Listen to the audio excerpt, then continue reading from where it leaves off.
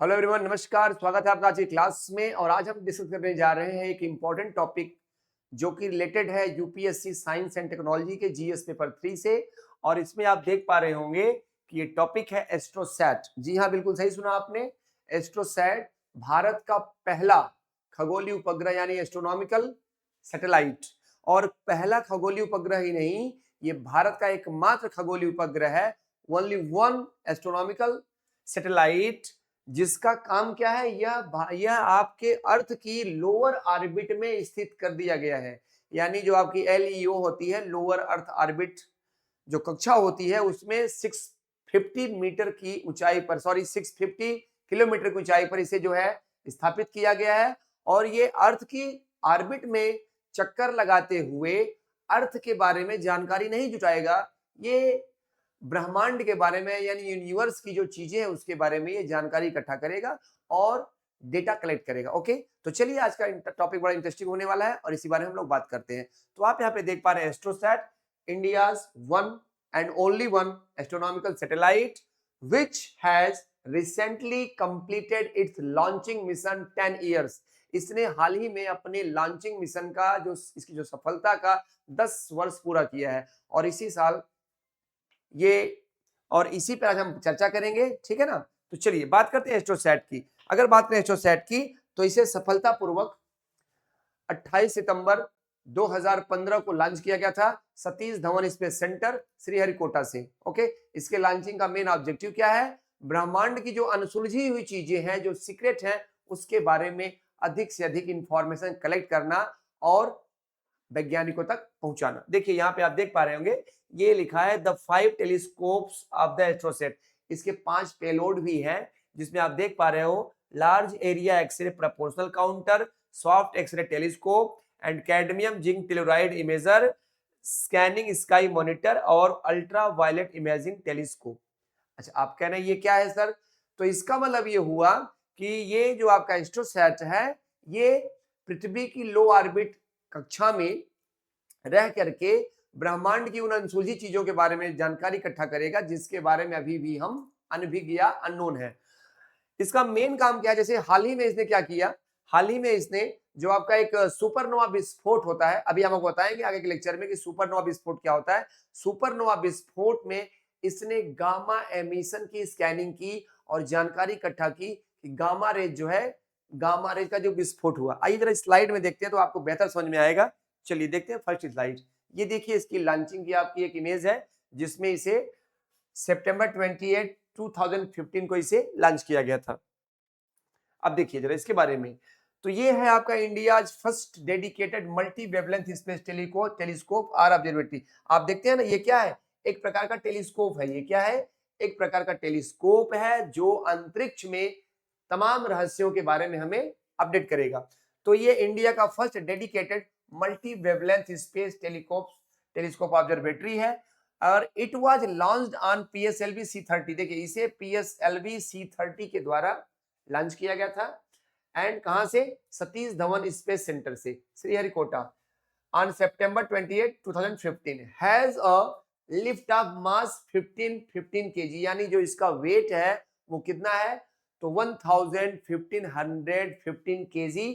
और इसको इक्वेटर से 6 डिग्री इंक्लाइंड के एंगल पर 650 किलोमीटर की पृथ्वी की कक्षा में स्थापित किया गया। ठीक है, जैसे ये अर्थ की कक्षा में, ये अर्थ क्या है, इसे अर्थ की कक्षा में स्थापित किया गया। अब यहाँ पे रह करके क्या करेगा? ये ब्रह्मांड के बारे में कुछ चीजें क्या करेगा? ये स्टडी करेगा। ओके, ठीक है, क्लियर हो गया कि जो आपका ये एस्ट्रोसैट है, इसे पृथ्वी की कक्षा में इक्वेटर से 6 डिग्री एंगल पर 650 किलोमीटर की दूरी पर स्थापित किया गया। इसका जो पेलोड है वो कितना है? वो 1515 kg। ओके, अब इसकी कंट्रोलिंग किसके हाथों में, ये देखते हैं। इसकी कंट्रोलिंग जो है ये किसके हाथों में है?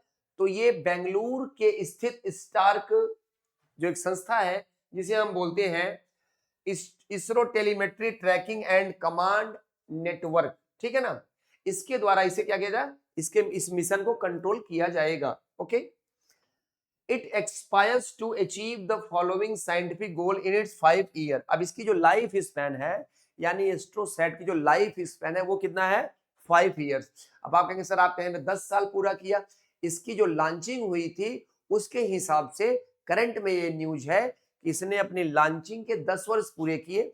ये अभी वर्किंग में नहीं है क्योंकि इसकी लाइफ स्पैन 5 ईयर्स थी, तो इसने 5 ईयर्स में जो कुछ जानकारी इसने कलेक्ट की उसके हिसाब से इसको हम आज बता रहे हैं आपको। ओके, तो हाल ही में एक खबरों में रहा किसने अपने लॉन्चिंग की, जो इसकी लॉन्चिंग हुई थी उसके इसने 10 साल पूरे की। ओके, चलिए आगे बढ़ते। अब देखिए यार, ये इस तस्वीर जरा गौर करिएगा, ये क्या है? देखिए, ये आप देख रहे होंगे, ये एक नेब्यूला है। क्या है? ये एक नेब्यूला है। नेब्यूला क्या होता है? नेब्यूला आपका, ये देखिए क्या नेब्यूला क्या होता है?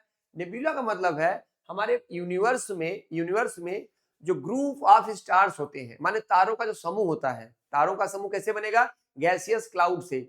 जो ग्रुप ऑफ स्टार्स होता है, आप कहेंगे सर बर्थ ऑफ स्टार्स जो होती है, तारों का जो निर्माण या तारों का जन्म कैसे होता है, तो वो होता है गैसियस क्लाउड से। और गैसियस क्लाउड में है क्या? तो आप देखते हैं ये जो आपका यूनिवर्स का जो एटमॉस्फेयर है, इसमें क्या है? इसमें है आपका ढेर सारी गैसेस, हाइड्रोजन, हीलियम एक्सेट्रा, है ना। जैसे देखिए तारों का निर्माण कैसे हो रहा है, आपने सुना होगा कि एक प्रोसेस होती है न्यूक्लियर फिजन। क्या होती है? न्यूक्लियर फिजन यानी नाभिकीय संलयन। नाभिकीय संलयन क्या होता है? उसमें एक छोटा सा एटम हाइड्रोजन का और उसके एक दूसरा एटम, ये है आपका प्रोटियम, ये है आपका ट्राइटियम। जब ये दोनों कंजुगेट होते हैं तो एक बड़ा न्यूक्लियस बनता है जिसे बोलते हैं 2He4। ओके, 2He4 बनता है। यानी कहने का मतलब, अब देखिए यहाँ पे क्या लिखा है, ये एक स्मॉल स्टार है। क्या है? एक छोटा तारा है जो बन कैसे रहा है? देखिए, हाइड्रोजन के दो समस्थानिक यानी दो आइसोटोप्स कंजुगेट हो रहे हैं और क्या कर रहे हैं? एक हीलियम के रूप में उसका फॉर्मेशन हो रहा है। अब ये प्रक्रिया क्या रही है? प्रक्रिया सिमल्टेनियसली चल रही है, लगातार ये प्रक्रिया चल रही है और इसके थ्रू क्या कर रहा है? एक स्मॉल स्टार बन रहा है। अब ये जो स्मॉल स्टार बन रहा है, इसमें क्या है? लगातार हाइड्रोजन एमिशन हो रहा है ना, ये दोनों प्रक्रियाएं हो रही है। तो इससे क्या हो रहा है? ये बड़ा तारा बन गया। क्यों बड़ा तारा बन गया? क्योंकि लगातार अगर ऊर्जा को हम लोग क्या करें, ऊर्जा अगर लगातार एक्सपेंड होगी, लगातार वो खर्च हो रही है, तो एक दिन ऐसा आता है जब ऊर्जा खत्म होती है ना। तो यानी कहने का मतलब, अब ये तारा क्या है? डेवलप होकर क्या है? लगातार इसकी फ्यूलिंग जो है सस्टेन हो रही है ना, तो हो क्या रहा है? फिर ये तारा क्या करेगा? विस्फोट करेगा। जब विस्फोट करेगा तो इसे क्या बोलेंगे? इसे बोलेंगे प्लानेटरी नेब्यूला। क्या बोलेंगे? Planetary nebula.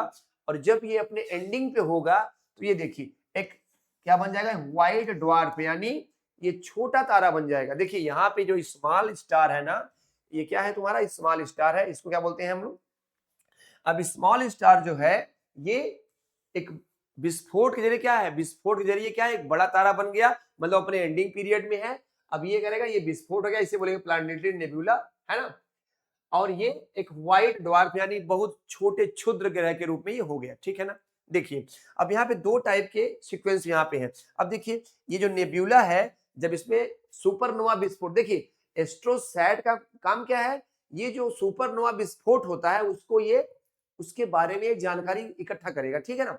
तो यहाँ पर देखा जाए तो जो ये बड़ा तारा बन रहा है ना, ये देखिए क्या ये एक दूसरा तारा बना जो कि बड़े आकार का है। यहाँ भी वही प्रोसेस होगी, न्यूक्लियर फिजन यानी नाभिकीय संलयन वाली। और यहाँ पर भी एक क्या बनेगा? ये देखिए इसको बोलते हैं क्या? Red super giant. क्या बोलते हैं? ये आपका रेड जाइंट है, यानी रेड जाइंट, लाल दानव इसे बोलते हैं, लाल दानव। और ये क्या? रेड सुपर जाइंट यानी लाल महादानव। ये महादानव यानी एक जाइंट, ह्यूज साइज का ये बन रहा है तारा। अब क्या होगा? अब इसमें जब विस्फोट होगा, ध्यान रखिएगा, इसमें जब विस्फोट होगा, इस विस्फोट अगर बात करेंगे तो ये सुपरनोवा विस्फोट है। और ये जो सुपरनोवा विस्फोट है ना, तो यहाँ पे क्या होगा? अब इस सुपरनोवा विस्फोट का अगर हम एक माइक्रो पार्टिकल अपने पृथ्वी पर लाएं, ध्यान रखिएगा, इस सुपरनोवा विस्फोट का अगर एक माइक्रो पार्टिकल, आप कह सकते हैं एक चम्मच, जैसे हम टेबल स्पून यूज करते हैं ना, तो टेबल स्पून भर अगर हम एक सुपरनोवा विस्फोट का पार्ट लाएं अपने पृथ्वी पर और नॉर्थ पोल पर रख दें, नॉर्थ पोल पर उसको रख दें, तो जानते हैं ये अपने आप ऑटोमेटिक साउथ पोल को पहुंच जाएगा। यानी इतना ह्यूज साइज इसका है कि अगर एक चम्मच के आकार का भी सुपरनोवा विस्फोट अगर हम लाएं तो पृथ्वी उसको सहन नहीं कर पाएगी।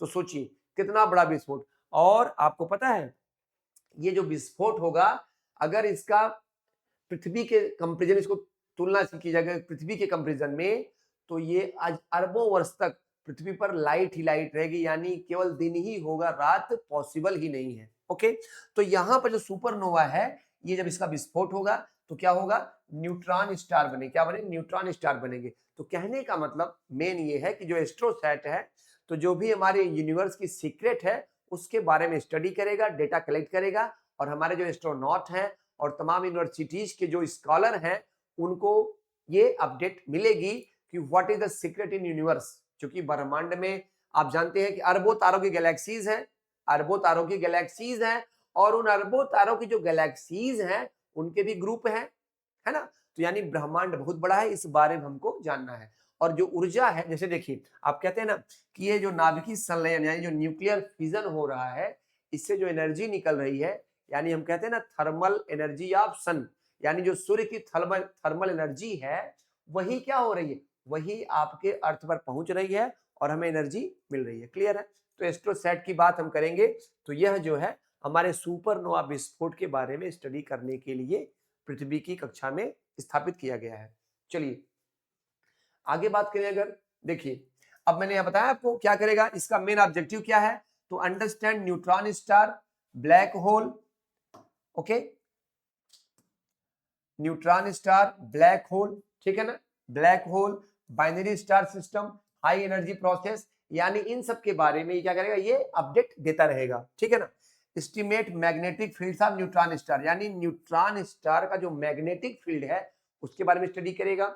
Explore star birth and high energy events in other galaxies, other galaxies में भी जो बर्थ ऑफ स्टार हो रही है, जो एनर्जी प्रोसेस है उसके बारे में इसका अपडेट करेगा। Discover new X-ray sources in the sky, यानी जो एक्सरे एमिशन हो रहा है इसके मेन 3 ऑब्जेक्टिव है। एक्सरे एमिशन को यानी एक्सरेज को डिस्कवर करना, यूवी रेज, इन सबको डिस्कवर करना, ठीक है। आगे बढ़ते हैं। अब देखिए conduct a limited deep field ultraviolet survey, यानी यूनिवर्स में जो यूवी रेज का एमिशन हो रहा है उसमें भी उसका भी सर्वे करेगा। बात करते हैं इसके 5 पेलोड की। एस्ट्रोसैट का जो मैंने बताया इस पे जो पेलोड है कितना है, तो 1515 केजी, ठीक है ना, 1515 केजी का पेलोड है, जिसमें कौन कौन से पेलोड है देख लीजिए।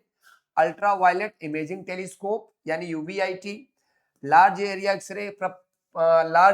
X ray proper counters LAXPC, soft x-ray telescope SXT, cadmium zinc telluride imaginary CTZI, और आपका स्काइनिंग स्काई मॉनिटर SSM, और चार्ज पार्टिकल मॉनिटर। ये आपके क्या है, इसके 5 पेलोड है। ओके, ये देखो अब आप यहाँ पे देखिए जरा, ये इसका पेलोड है जिसमें आप दिखा गया, ये आपका XXTT है, UVIT है, ये LAXPC है, ये आपका CZTI है, और आपका ये SSM, और आपका ये स्टार सेंसर, ये आपका ये पेलोड है, ये पेलोड की इमेज है। ओके चलिए ठीक है। तो यहाँ पे अगर हम बात करेंगे तो ये हमारी सारी एस्ट्रोसैट की अपडेट है, ठीक है ना। तो ये आपके जीएस पेपर 3 के लिए साइंस एंड टेक्नोलॉजी में स्पेस टेक्नोलॉजी का एक पार्ट है जो कि रिसेंटली खबरों में रहा, और इसने चूंकि अपने मिशन जो इसको लॉन्च किया गया था उसके 10 ईयर कंप्लीट किए हैं, तो इसी पे चर्चा हम करेंगे, ठीक है ना। चलिए आज के लिए धन्यवाद, मिलते हैं आपसे नेक्स्ट लेक्चर में, थैंक यू।